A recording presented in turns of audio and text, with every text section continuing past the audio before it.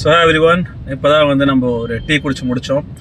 இப்போ நான் வந்து ஃபீனிக்ஸ் போயிட்டுருக்கேன் for hair cut. Hair cut பண்ணி ப்ராப்பராக பண்ணி ஒரு 3 மாதம் இருக்கும். ஸோ அதனால் தான் இப்போ முடிவெட்ட போகிறோம். ஆஃப்டர் ஹேர் கட் வீடியோ போடுவேன். கண்டிப்பாக டிஃப்ரென்ஸ் தெரிஞ்சால் மட்டும் வீடியோவை லைக் பண்ணுங்கள், மற்றனா வீடியோ ஸ்கிப் பண்ணி விட்ருக்க தேவையில்லை. ஸோ இன்னொரு டாபிக் என்ன பேச போகிறோன்னா, பிஸ்னஸ் பண்ணலாமா இல்லை வேலைக்கு போகலாமா? சிம்பிள் டாப்பிக்காக இருக்கு இல்லையா? என்கிட்ட இமீடியட்டாக கேட்டிங்கன்னா, உங்கள்கிட்ட அடுத்த 6 மாதம் சர்வைவ் ஆகிறதுக்கான காசு இதுக்கு கையில் அப்பா அம்மா கொடுத்துருக்காங்கன்னா அதை செலவு பண்ணி தொழில் ஆரம்பிங்க. உங்கள்கிட்ட அந்த 6 மாதம் செலவு பண்ணுறதுக்கு காசு இல்லைன்னா வேலைக்கு போய் ஒரு ஸ்டேபிள் பொசிஷன் வந்துட்டு ஒரு பேக்கப் வச்சுட்டு அதுக்கப்புறம் நீங்கள் வந்து பிஸ்னஸ் ஆரம்பிங்க. பிஸ்னஸ் ஆரம்பிக்கிறதுக்கு காசு வேணுமா வேணாமான்னு கேட்டால் தேவைப்படும். ரொம்ப கம்மியான அமௌண்ட்டே போதும்.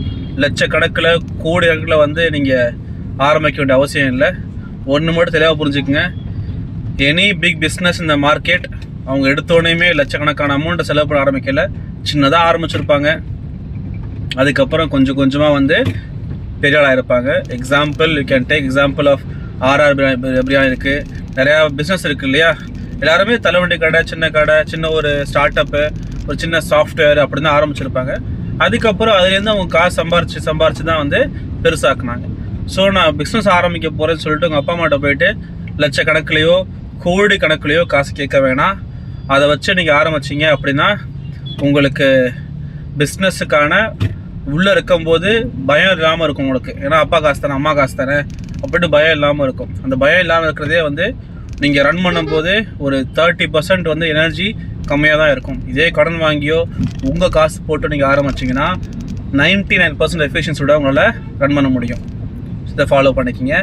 நெக்ஸ்ட் வீடியோ சந்திப்போம். முடிவெட்ட போகிறேன்னா முடிவெட்டு சொல்கிறேன். ஸோ அதுவுமே நான் ரொம்ப பணக்கார ஹோட்டலில் தான் பணக்கார கடை தான் போயிட்ட போகிறேன். ஃபீனிக்ஸ் மாலில் வந்து பொதுவாக முடிவெட்ட வேணாம். முடிவெட்ட செலவு மட்டுமே கிட்டத்தட்ட ஒரு 1000 ரூபா ஆகும். பார்த்தீங்கன்னா 1000 ரூபாய்க்கு அந்த கட்டு ஒர்த்தாருன்னு சொல்லிட்டு வீடியோ அப்புறம் பார்த்துட்டு சொல்லுங்கள். நன்றி, வணக்கம்.